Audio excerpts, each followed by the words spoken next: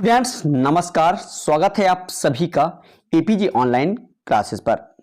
कक्षा 9वीं अर्धवार्षिक परीक्षा सत्र 2025-26 विषय हिंदी का प्रश्न पत्र आ गया है। जैसा कि आपको पता है 3 नवंबर से आपका अर्धवार्षिक परीक्षा शुरू हो रहा है और आपके हिंदी विषय का जो पेपर है वो 4 नवंबर को होने वाला है। बहुत बच्चों का डिमांड था कि सर हिंदी विषय का क्वेश्चन पेपर लेके आइए, अर्धवार्षिक पेपर में किस तरह से क्वेश्चन हमारे एग्जाम में पूछे जाएंगे। तो यहाँ पे मैं आपके लिए अर्धवार्षिक परीक्षा का महत्वपूर्ण प्रश्न लेके आ गया हूं जो कि आपके एग्जाम में पूछे जाएंगे और किस तरह से आपका पेपर यहाँ पे रहने वाला है।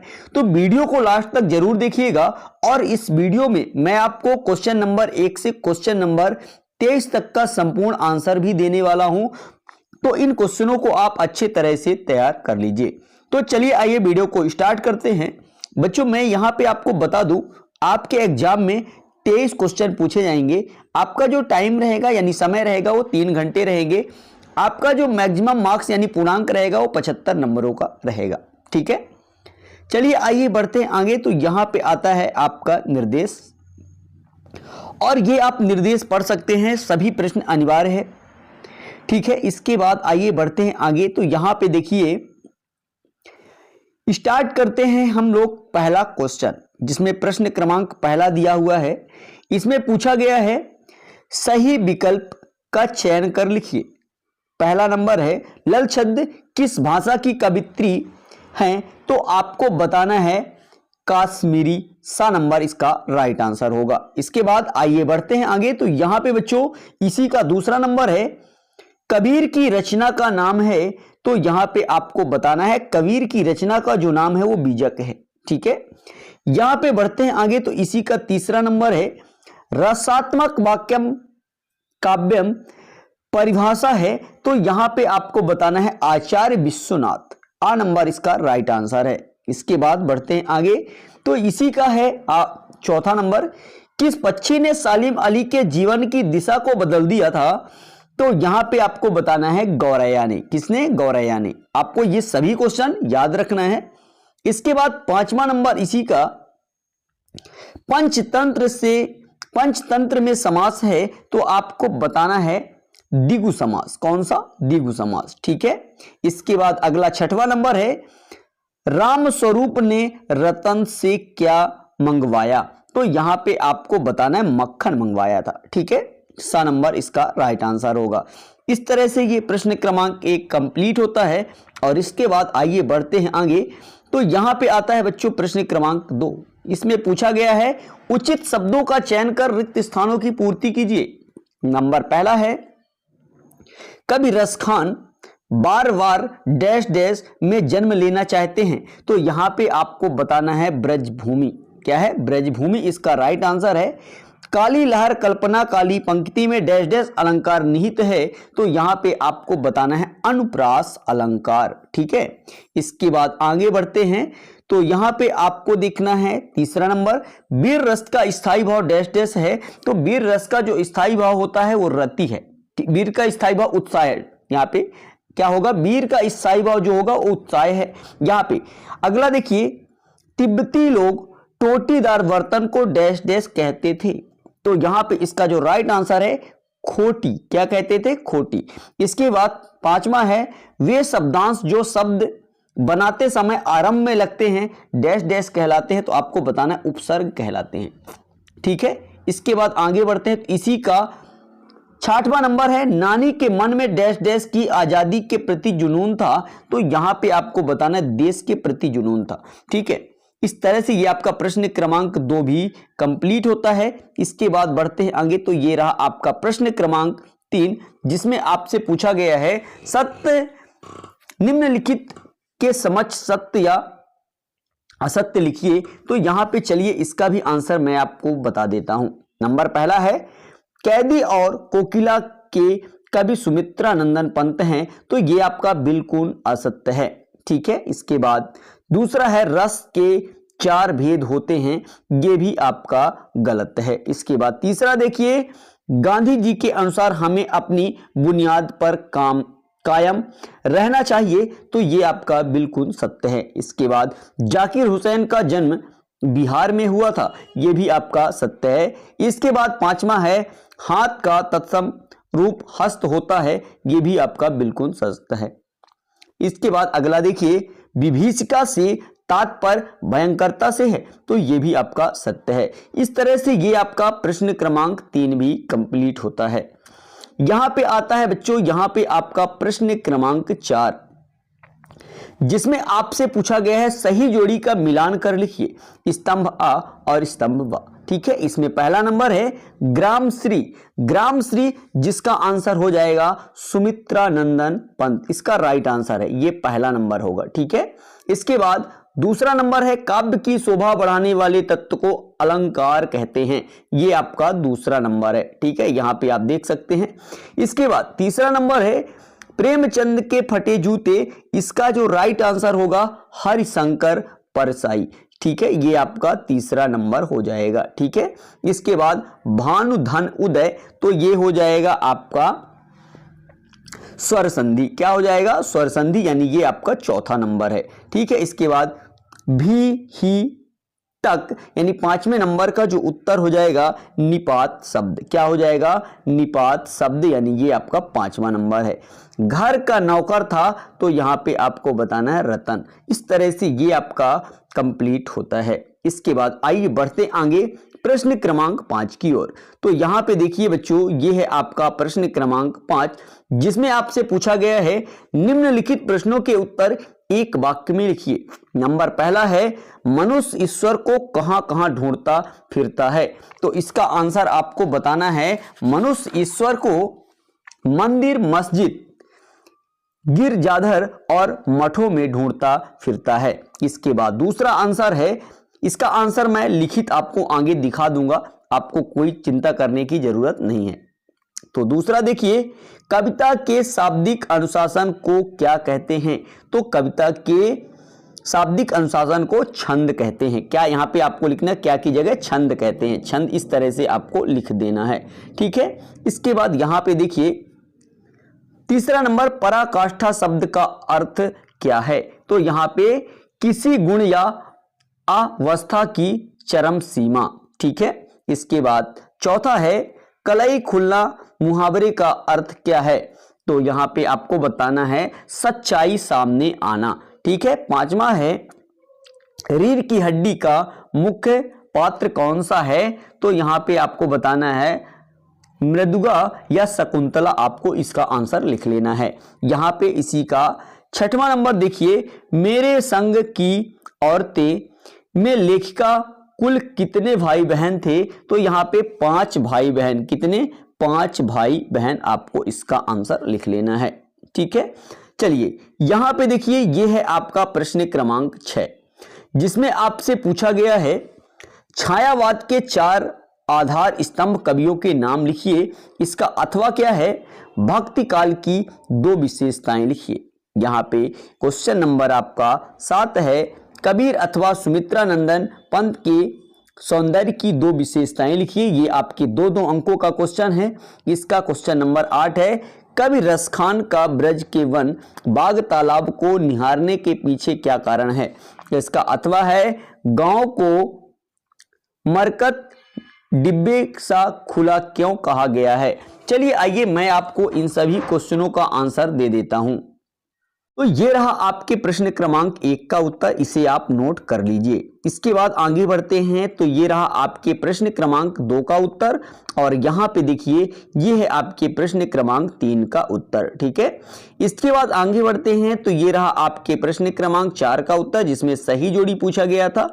और इसके बाद आगे बढ़ते हैं, तो ये रहा आपके प्रश्न क्रमांक 5 का उत्तर, एक शब्द या एक वाक्य में उत्तर। ठीक है, तो इसको आप नोट कर लीजिए। इसके बाद आइए बढ़ते हैं आगे, तो यह है आपका प्रश्न क्रमांक 6, छायावाद के 4 आधार स्तंभ कवियों के नाम। जयशंकर प्रसाद, सुमित्रा नंदन पंत, सूर्यकांत त्रिपाठी निराला और महादेवी वर्मा। इसका अथवा क्वेश्चन भी देखिए, भक्ति काल की 2 विशेषताएं लिखिए। नंबर पहला है ईश्वर के प्रति गहरी भक्ति और समर्पण की भावना, और दूसरा है भाषा सरल, भावपूर्ण और जन सुलभ होती है। तो ये रहा प्रश्न क्रमांक आपके 6 का उत्तर। यहाँ पे बढ़ते हैं आगे, तो ये है आपका प्रश्न क्रमांक 7। इसमें पूछा गया था कबीर अथवा सुमित्रानंदन पंत के भाव सौंदर्य की दो विशेषताएं। तो यहाँ पे नंबर पहला है सहज और अनुभव परक अभिव्यक्ति, और यहाँ पे दूसरा है सामाजिक और आध्यात्मिक जागृति का भाव। चलिए इसके बाद यहाँ पे आगे बढ़ते हैं, तो ये रहा आपका प्रश्न क्रमांक 8, जिसमें पूछा गया है कबीर रसखान का ब्रज के वन बाग तालाब को निहारने के पीछे क्या कारण है। तो यहाँ पे क्योंकि उन्हें श्री कृष्ण के असीम प्रेम था और वे ब्रज भूमि को स्वर्ग से भी श्रेष्ठ मानते थे। इसका अथवा देख लीजिए, गांव को मरकर डिब्बे सा खुला क्यों कहा गया है। क्योंकि गांव चारों ओर से हरे भरे वृक्षों और खेतों से घिरा हुआ था। ठीक है, आइए इसके बाद आपको मैं प्रश्न क्रमांक 9, 10, 11, 12 दिखा देता हूं। इसके बाद इसका आंसर भी आगे दिखा दूंगा।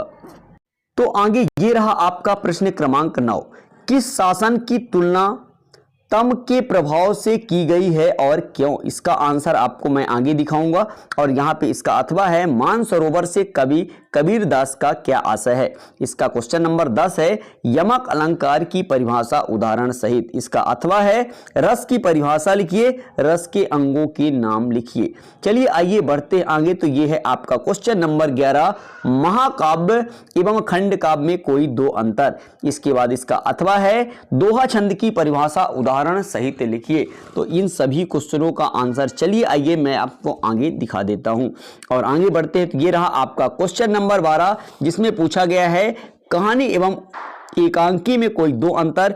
इसका अथवा है यात्रा वृत्तांत किसे कहते हैं। इसका भी आंसर मैं आपको दिखा देता हूं। प्रश्न क्रमांक 13 है प्रेमचंद अथवा श्यामाचरण दुबे का साहित्यिक परिचय निम्नलिखित बिंदुओं के आधार पर लिखिए। नंबर पहला रचनाएं, भाषा, शैली।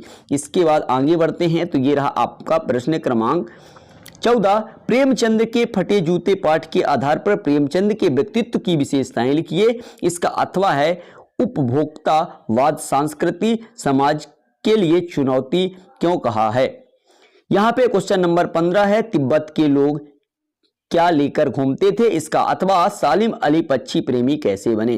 क्वेश्चन नंबर आपका 16 है निम्नलिखित शब्दों के दो दो पर्यायवाची लिखिए, आकाश और रात।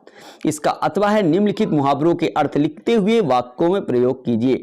नंबर पहला है घी के दिए जलाना और दूसरा है नाक में दम करना। क्वेश्चन नंबर 17 है रीढ़ की हड्डी एकांकी का उद्देश्य लिखिए और इसका अथवा है बाढ़ पीड़ित क्षेत्र में कौन कौन सी बीमारी फैलाने का खतरा होता है। तो चलिए आइए मैं आपको क्वेश्चन नंबर 9 से 17 तक का आंसर एक साथ ही दिखा देता हूं। तो ये रहा आपके प्रश्न क्रमांक 9 का उत्तर, जिसमें आपसे पूछा गया है किस शासन की तुलना तम के प्रभाव से की गई है और क्यों। तो यहां पे इसका उत्तर है ब्रिटिश शासन की, क्योंकि उसने भारत को अंधकार और दास्ता में डुबो दिया था। इसका आंसर आपको इस तरह से लिख लेना है। इसका अथवा देखिए मानसरोवर से कवि कबीर दास का क्या आशय है, आत्मशुद्धि और निर्मलता प्राप्त करने वाला स्थान। इसके बाद यहाँ पे यमक अलंकार की परिभाषा उदाहरण सहित।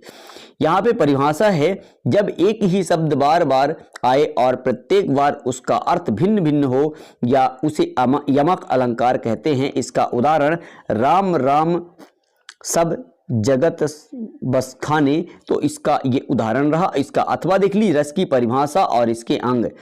काव्य के माध्यम से उत्पन्न होने वाला आनंद रस कहलाता है और रस के 4 अंग होते हैं, स्थायी भाव, अनुभव, विभव, संचारी भाव। ठीक है, इसके बाद यहाँ पे ये है आपका प्रश्न क्रमांक 11, महाकाव्य एवं खंड काव्य में दो अंतर।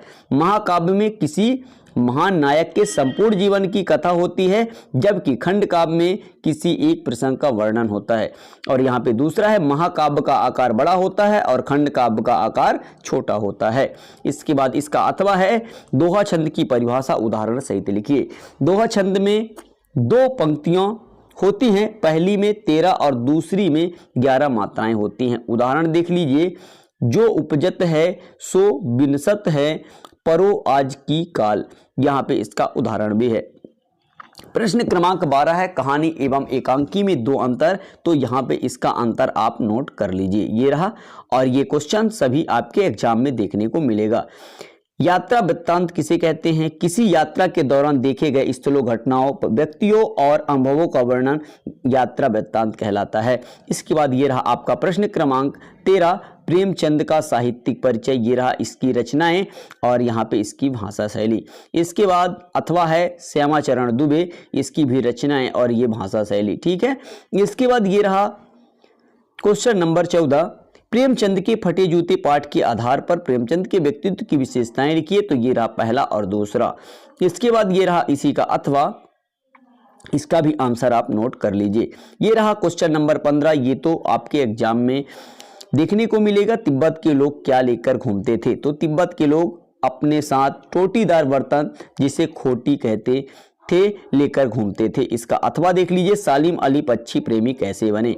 तो एक बार उन्होंने गौरैया को देखकर उसमें गहरी रुचि ली, उसी से वे पक्षी प्रेमी बने। इसके बाद ये रहा क्वेश्चन नंबर 16 का आंसर, निम्नलिखित शब्दों के दो दो पर्यायवाची। आकाश का होता है अंबर गगन और रात का होता है रात्रि निशा। इसके बाद इसी का अथवा है मुहावरों का अर्थ लिखना है, ठीक है, वाक्यों में प्रयोग करना है। घी के दिए जलाना यानी खुशी मनाना, इसका मुहावरों में अर्थ कैसा है? परीक्षा में प्रथम आने पर उसके घर में घी के दिए जलाए गए। इसके बाद नाक में दम करना, बहुत परेशान करना। बच्चों ने शोर मचाकर सबकी नाक में दम कर दिया। इस तरह से ये आपके प्रश्न क्रमांक 16 का आंसर। और ये रहा आपके प्रश्न क्रमांक 17 का आंसर, रीढ़ की हड्डी एकांकी का उद्देश्य लिखिए। यहाँ पे इसका भी आंसर आप नोट कर लीजिए। इसके बाद इसी का अथवा है, बाढ़ पीड़ित क्षेत्र में कौन कौन सी बीमारी फैलने का खतरा होता है? तो बाढ़ पीड़ित क्षेत्र में हैजा, टाइफाइड, मलेरिया और डेंगू जैसी बीमारियां फैलने का खतरा होता है। इसके बाद मैं आपको आगे का क्वेश्चन दिखा देता हूं। तो आगे बढ़ते हैं, ये रहा आपका प्रश्न क्रमांक 17 और ये रहा अब आपका 18, ठीक है। यहां से अब चलते हैं, आगे का आंसर भी देखेंगे। ये रहा प्रश्न क्रमांक 18, निम्नलिखित काव्यांश का संदर्भ प्रसंग सहित भावार्थ लिखना है। और ये रहा प्रश्न क्रमांक 19, इसमें भी गद्यांश की संदर्भ प्रसंग सहित व्याख्या कीजिए। और इसके बाद यहाँ पे ये रहा प्रश्न क्रमांक 20 और इसके बाद आगे बढ़ते हैं। तो ये रहा क्वेश्चन नंबर 21, निम्नलिखित अपठित काव्यांश अथवा गद्यांश को पढ़कर पूछे गए प्रश्नों के उत्तर देना है, ठीक है। तो ये रहा, ये प्रश्नों के आपको उत्तर देना है, इसका अथवा यहाँ पे देख सकते हैं। और इसके बाद ये रहा आपका प्रश्न क्रमांक 22, स्थानांतरण प्रमाण पत्र प्राप्त करने के लिए अपने विद्यालय के प्राचार्य को आवेदन पत्र लिखिए। और इसी का अथवा है, अपनी वार्षिक परीक्षा की तैयारी से अवगत कराते हुए अपने पिताजी को पत्र लिखिए। यहाँ पे क्वेश्चन नंबर आपका 23 है, निम्नलिखित में से किसी एक विषय पर रूपरेखा सहित संदर्भित निबंध लिखिए। और यहाँ पे आप देख सकते हैं मेरी पुस्तक, पर्यावरण प्रदूषण कारण एवं निदान, जीवन में खेलों का महत्व, जल संरक्षण, विद्यार्थी और अनुशासन। तो यहाँ पे चलिए आइए इन सभी क्वेश्चनों का मैं आपको आंसर दिखा देता हूँ। तो ये रहा आपके प्रश्न क्रमांक 18 का उत्तर, ठीक है। यहाँ पे काव्यांश ये दिया है, संदर्भ आपको इस संदर्भ और प्रसंग इस तरह से लिखना है इसका। और यहाँ पे ये है भावार्थ या अर्थ, ठीक है। इसके बाद इसी का दूसरा भाग देख लीजिए, ये काव्यांश दिया हुआ है और इसका संदर्भ प्रसंग ये है और ये रहा भावार्थ। इस तरह से ये आपका कंप्लीट होता है। इसके बाद देखिए 19 नंबर, यहाँ पे गद्यांश ये दिया हुआ है, इसको आप पढ़ लीजिए। और इसके बाद इसका संदर्भ प्रसंग ये रहा और इसका ये व्याख्या। इस तरह से ये भी कंप्लीट होता है। इसी का भाग 2 है, ठीक है। दूसरा ये गद्यांश दिया हुआ है दूसरा, और यहाँ पे इसका संदर्भ प्रसंग और ये है व्याख्या, ठीक है। इसके बाद ये रहा क्वेश्चन नंबर 20 का आंसर। यहाँ पे भविष्य में आप क्या बनना चाहते हैं विषय पर विद्यार्थी एवं शिक्षक का संवाद, यहाँ पे आप इस तरह से लिख सकते हैं, ठीक है। इसके बाद बढ़ते हैं आगे, तो इसी का अथवा कृष्णा दुग्ध डेयरी पर विज्ञापन, इस तरह से आपको लिखना है। इसके बाद क्वेश्चन नंबर 21 है, अपठित काव्यांश पर आधारित प्रश्न। ये काव्यांश दिया हुआ है और इन दिए हुए प्रश्नों का उत्तर आपको इस तरह से लिखना है। ये रहा, इस तरह से ये भी आपका कंप्लीट होता है। इसी का अथवा देख सकते हैं, ये रहा और ये भी आपका कंप्लीट होता है। इसके बाद बढ़ते हैं आगे, तो ये रहा आपका प्रश्न क्रमांक 22, जिसमें आपसे स्थानांतरण प्रमाण पत्र के लिए आवेदन पत्र लिखना है। तो यहाँ पे जहाँ विद्यालय का नाम लिखना है तो अपने विद्यालय का नाम लिख दीजिए और अपने विद्यालय का पता लिख सकते हैं। और यहाँ पे देख सकते हैं, यहाँ पे अपना नाम लिखना है और कक्षा का नाम अपने लिखना है, ठीक है, इस तरह से ये भी आपका कंप्लीट होता है। इसके बाद देख सकते हैं अपने पिताजी को पत्र लिखना है वार्षिक परीक्षा की तैयारी के लिए, तो इस तरह से आप यहाँ पे लिख सकते हैं। ठीक है, चलिए आइए बढ़ते हैं आगे। तो ये रहा आपका प्रश्न क्रमांक 23 जिसमें आपसे निबंध पूछा गया था, रूपरेखा कैसे लिखना है। तो ये रहा रूपरेखा, और इस तरह से आपको रूपरेखा बना लेना है और यहाँ पे निबंध आपको कुछ इस तरह से लिख देना है। ठीक है, तो इस तरह से ये आपका कंप्लीट होता है। आशा करता हूँ ये वीडियो आपको पसंद आया होगा। वीडियो कैसा लगा कमेंट कर जरूर बताइएगा, और चैनल पे नए चैनल को सब्सक्राइब कर बेल आइकन प्रेस कर लीजिए, जिससे आने वाले वीडियो का नोटिफिकेशन आप तक पहुँचता रहे। चलते हैं नेक्स्ट वीडियो में, तब तक के लिए जय हिंद जय भारत, थैंक यू।